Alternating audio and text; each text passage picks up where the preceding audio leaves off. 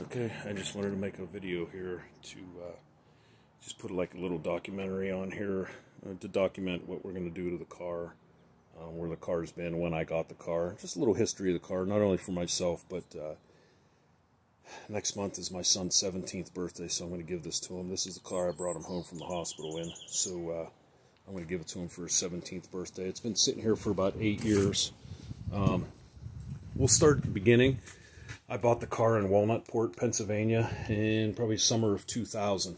Didn't really know too much about Mercedes-Benz. I only had one 79 300D before this one. So anyway, after I bought the car off a used car lot, I hit the jackpot.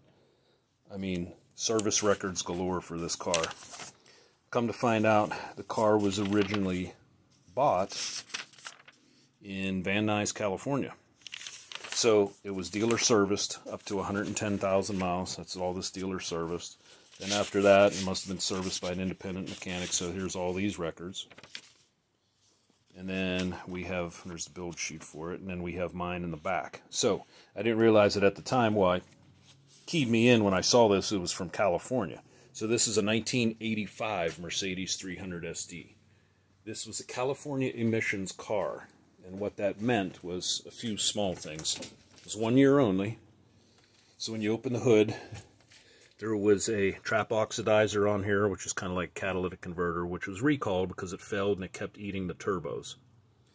So that's a big long story to go with that. Look it up sometime. Another thing you could tell in California 300 SD, there's a giant canister here for the air filter. I mean, the air filter is freaking huge, huge. That and the boost was turned down. I think this ran something like 7 pounds of boost or something like that. So after I got it and tinkered with it and did some maintenance on it and stuff like that, I did a bunch of things. Got rid of the trap oxidizer. I went and bought a 1982 Mercedes 300 SD. This is a federal emissions intake manifold, exhaust manifold turbo. I got rid of the big air cleaner. I put a boost controller on it. I'm now running, I think, about 13.5 or 14 PSI. There's a boost gauge on the inside. My mileage badge is here. The car currently has, I bought it with 260,000 and now has 330,000 miles on it. And some other things I did. Those are wheels from a 2002 CLK 320. I did that mod, or I put those on, I guess I could say, oh my god, right after I got the car, probably 15 years ago. Well, 5 years after I got the car. And everybody's doing it, and it's the same offset and everything. You don't have to worry about it. They just bolt right up. Anyway, the reason it is sitting here, the ignition tumbler went, and I got stranded. And I'm telling you guys, when you get in there and you turn that key and you feel any kind of grinding or, like, not play, but just resistance in there, change your ignition tumbler. It's so easy to do, and it's inexpensive. 20 or 30 bucks, you can do it. I ignored the signs. My ignition froze. I had to get it towed. That's why the car's been sitting here for 8 years. Tried a bunch of different things. Finally did some research. This is the old one. This black cap spins on over top. And that's where your key goes, your ignition tumbler. So, long story short, instrument cluster came out. Steering column got dropped. You have to grind the pin off to get this from the locking steering wheel. Got to use one of these, new ignition tumbler, put that in. That should be ready to go. So that part's conquered.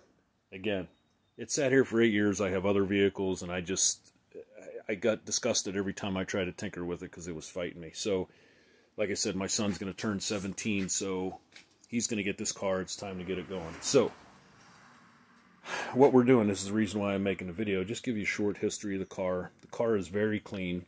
Like I said, I think it may have spent, I drove it twice in the winter, but I really don't think it's seen any winters. I mean, there is no rust. This is original paint on the car.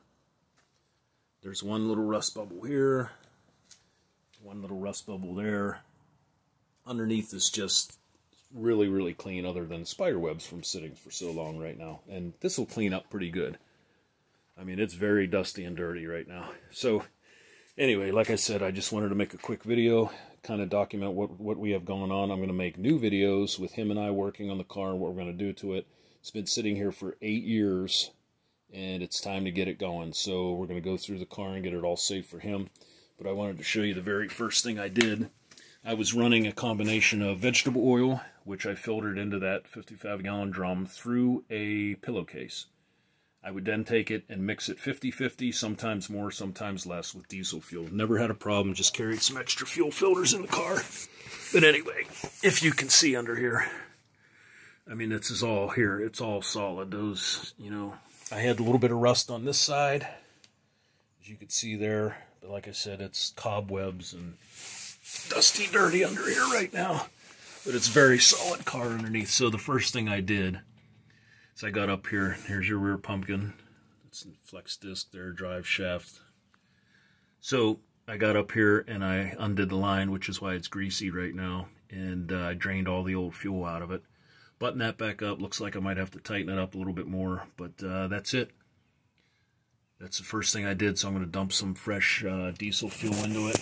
And yeah, I apologize. I'll get some videos later how clean the car is. It's really, I mean, the rocker panels are there and everything. It's nice. I'll show you the interior real quick, which I'm not proud of, from sitting in a semi-damn basement. It's a little tear in the driver's seat, but I never put a desiccant in the car, and it just, the mold and mildew got to it. So this has all got to be cleaned up. But it's all here. It's pretty clean. As in, not all ripped and torn up except for that one. But those are interior pieces, dash. And again, I'm sorry, 327,000 miles. And it ran like a champ until the ignition switch went, which was a big bummer. There's my boost gauge. This is all going to be cleaned up big time. Pieces put back in. I have all the trim for it. So anyway, that's it. Look for more videos.